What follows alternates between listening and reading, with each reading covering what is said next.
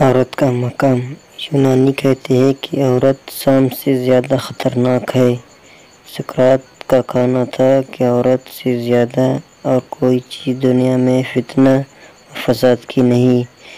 بوناویٹیوکر کا قول ہے کہ عورت اس بچھو کی مانند ہے جو ڈنک مارنے پر تلا رہتا ہے۔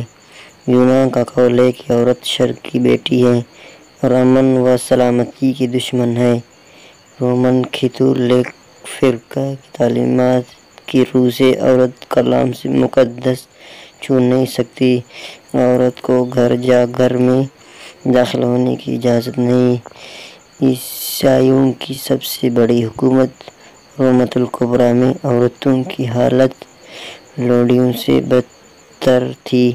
ان سے جانوروں کی طرح کام لیا جاتا تھا۔ یورپ کی بہادر ترین عورت جوان آف آرک کو زندہ جلا دیا گیا تھا۔ دور جاہلیت کے عربوں میں عورت کو اشعار میں خوب رسوا کیا جاتا تھا اور لڑکیوں کو پیدا ہونے پر ان کے زندہ دفن کر دیا جاتے تھے۔ لیکن محسن انسانیت رحمت العالمین حضرت محمد مصطفیٰ صلی اللہ علیہ وسلم نے عورت کو وہ مقام عطا فرمایا جو آج تک کسی مذہب میں حاصل نہیں۔